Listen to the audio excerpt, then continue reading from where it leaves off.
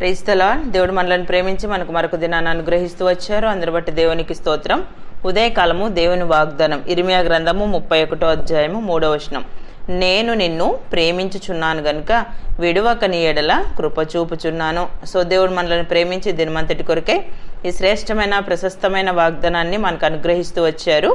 నేను నిన్ను ప్రేమించుచున్నాను గనుక విడువక నీ ఎడల కృప చూపుచున్నాను. ఉదయకాలం దేవుడు నేను నిన్ను ప్రేమిస్తున్నాను గనుక విడువక నీ ఎడల కృప చూపుచున్నానని వాగ్దానం చేస్తున్నాడు.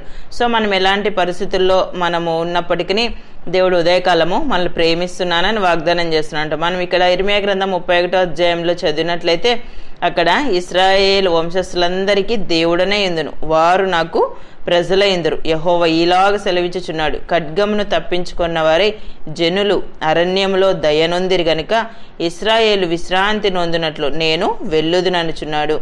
అంటే ఇక్కడ మన వాక్యంలో చదివినట్లయితే వాళ్ళు వెళ్ళినటువంటి పరిస్థితులు, ఖడ్గంను తప్పించుకున్నటువంటి పరిస్థితులు, అరణ్యంలో దయనొందిన పరిస్థితులు, సో ఇవన్నిటిని కూడా ఇర్మియా ప్రవక్త ఇక్కడ మనకి బయలుపరుస్తున్నాడు అనమాట.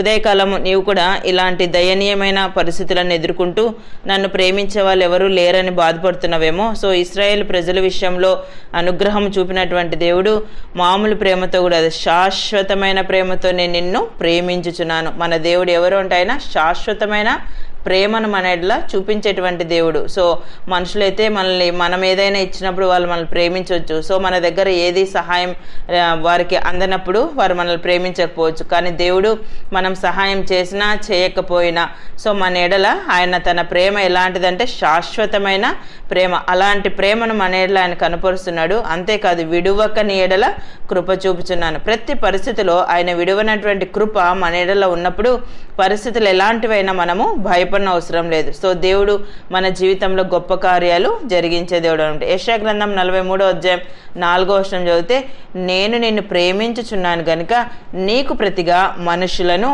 అప్పగించుచున్నాను. చూసారా, దేవుడే మనల్ని ప్రేమిస్తూ వచ్చినప్పుడు మనకు ప్రతిగా మనుషులను అప్పగించేటువంటి దేవుడు అనమాట. మనం ఇక్కడ చదివినట్లయితే దేవుని యొక్క వాక్యంలో ఇశ్రాయేలు నిన్ను నిర్మించిన వాడు ఇలాగూ సెలవిచ్చుచున్నాడు, నేను నిన్ను విమోచించి ఉన్నాను, భయపడుకు పేరు పెట్టి నిన్ను పిలిచి ఉన్నాను, నీవు నా సొత్తు. నీవు జలములలో బడి దాటినప్పుడు నేను నీకు తోడయిందును, నదులలో బడి వెళ్ళినప్పుడు అవి నీ మీద పొర్లిపారవు, నీవు అగ్ని మధ్య నడిచినప్పుడు కాలిపోవు, జ్వాలలు నిన్ను కాల్చవు. యెహోవా నగు నేను నీకు దేవుడని, ఇశ్రాయేల్ పరిశుద్ధ దేవుడని, నేనే నిన్ను రక్షించువాడును. సో ఇన్ని విధాలుగా దేవుడు మనతో మాట్లాడుతూ వచ్చాడు. కాబట్టి నేను నిన్ను ప్రేమించుచున్నాను కనుక నీకు ప్రతిగా మనుషులను అప్పగించుచున్నాను. ఉదయకాలం ఇంత గొప్ప దేవుణ్ణి మనం కలిగి ఉన్నాం.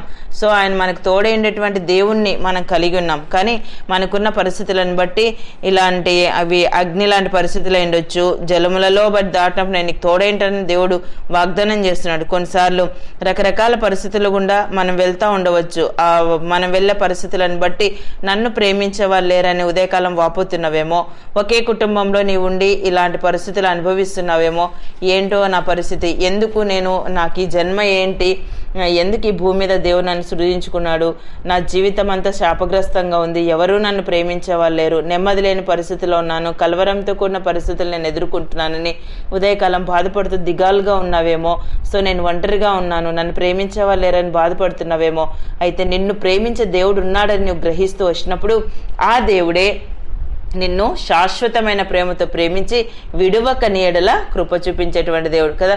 ఇలాంటి ప్రేమను మన ఎడల చూపించాడు కాబట్టి తండ్రి అయిన దేవుడు కుమారుడైన యేసుక్రీస్తు ప్రభువారిని ఈ లోకానికి పంపించినప్పుడు ఇలాంటి ప్రేమను మన ఎడల చూపించి తన స్వంత ప్రాణాన్ని సిలువకు దేవుడు అప్పగించాడు కదా. ఆయన నామమునందు మనం ఎప్పుడైతే విశ్వాసం ఉంచుతామో సో ఆయన మనకు అనుగ్రహించే ప్రేమ శాశ్వతమైనది. సో విడువనటువంటి కృప మన ఎడల ఆయన చూపిస్తాడు. అంతేకాదు మనం ఎలాంటి పరిస్థితులు ఎదుర్కొన్నా భయపడుకుము నేను నీకు తోడై ఉన్నానన్న అభయాన్ని ఇచ్చి మన ప్రక్క నుండి ఆయన మనల్ని బలపరుస్తాడు. ఎప్పుడైతే మనం దేవుని యందు ఆ నమ్మకము ఆ విశ్వాసం మనలో లేనప్పుడు మనకు వచ్చేటువంటి ఈ పరిస్థితులన్నిటిలో కూడా మనం వాటిని అధిగమించలేము, జయించలేము. సో ఆ పరిస్థితులను బట్టి మనం కృంగిపోతాము, భయపడతాము. ఎప్పుడైతే దేవుని యొక్క వాక్యాన్ని మనం ప్రేమిస్తూ వచ్చినప్పుడు ఆ ప్రేమయే ఉన్నటువంటి దేవుడే మన ఎడల గొప్ప కార్యాలు జరిగిస్తాడు. అంతేకాదు తన ప్రేమ ఎలాంటిదో మనకు ఆయన బయలుపరిచేటువంటి వారిగా ఉంటారు. మనం ప్రకటన గ్రంథం 3:9 చదివితే, ఇదిగో నేను నిన్ను ప్రేమించితనని తెలుసుకున్నట్లు చేసేదని. దేవుడే చేస్తాడు దేవుడిని ప్రేమించితమని తెలుసుకున్నట్లుగా. అంటే మనకు ఆ పరిస్థితుల్లో దేవుని మీద మనం ఆధారపడుతూ వచ్చినప్పుడు దేవుడే ప్రకటన 3:9 సెలవిచ్చిన రీతిగా ఇదిగో నేను నిన్ను ప్రేమించితనని తెలుసుకున్నట్లు చేసేదను. సో ఇర్మియా ప్రవక్త అక్కడ వాక్యంలో సెలవిచ్చిన రీతిగా ఇశ్రాయేలు ప్రజల విషయంలో వాళ్ళు ఆ ఖడ్గం నుంచి అరణ్యంలో దైనందిన పరిస్థితులను బట్టి దేవుడు శాశ్వతమైన ప్రేమతో మేము ప్రేమిస్తున్నాడని వారిని గురించి సెలవిచ్చిన రీతిగా ఉదయకాలం మనం కూడా ఎలాంటి పరిస్థితుల్లో ఉన్నా ఉదయకాలం నువ్వు ఒంటరిగా ఉండొచ్చు. సో నీ పేదరికము, నిరుద్యోగము, సో ఆర్థిక ఇబ్బందులు, అంతేకాదు కుటుంబంలో ఎవరు ప్రేమించినటువంటి స్థితి, సో నీకు అనేకమైన అంటే ఆ సమస్యలు ఉన్నప్పుడు, ఆ వ్యాధి బాధలే ఉండొచ్చు, నీకున్న ఆ యొక్క అనారోగ్య పరిస్థితులను బట్టి నిన్ను దూరంగా పెట్టి ఉండవచ్చు. ఆ ప్రేమ ఏంటో ఎరగని స్థితిలో నువ్వు ఒంటరిగా సో నువ్వు ఫేస్ చేస్తూ ఏడుస్తూ దిగులుగా ఉన్నావేమో, ఉదయకాలం నిన్ను ప్రేమించే దేవుడు నీకు వాగ్దానం చేస్తున్నాడు, నేను నిన్ను ప్రేమించుచున్నాను గనుక విడువక నీ ఎడల కృప చూపుచున్నాను. ఉదయకాలం మనల్ని ప్రేమించేటువంటి దేవుడు ఉన్నాడని మనం గ్రహిస్తూ వచ్చినప్పుడు పరిస్థితులన్నింటిలో కూడా చాలా సహాయాన్ని ప్రభు మనకు అనుగ్రహించి ముందు కొనసాగే కృపను మనకి అనుగ్రహిస్తాడు. ఉదయకాలం దేవుడు అనుగ్రహించిన ప్రశస్తమైన వాగ్దానం మన జీవితానికి అన్వయించుకొని ముందు కొనసాగినట్లు ప్రభు మనందరికీ సహాయం చేయనుగాక. ప్రార్థన చేసుకుందాం. ప్రియమైన తండ్రి, మీకు వందనాలు. యేసయ్య, మమ్మల్ని ప్రేమించి మాకు అనుగ్రహించిన ఈ శ్రేష్టమైన వాగ్దానాన్ని బట్టి స్తుతిస్తున్నాను ప్రభా. నేను నిన్ను ప్రేమించుచున్నాను గనుక విడువక నీ ఎడల కృప చూపుచున్నానని సెలవిచ్చారు. ఉదయకాలం నిత్య జీవపు మాటలు వింటున్న మీ ప్రజలందరినీ కూడా జ్ఞాపకం చేసుకునండి. మీ వాగ్దానాలు వారి జీవితంలో నెరవేర్చి సహాయపడుతూ రావాల్సిందిగా కోరుతూ యేసు ప్రభు నామమున ప్రార్థిస్తున్నాను తండ్రి, ఆమెన్.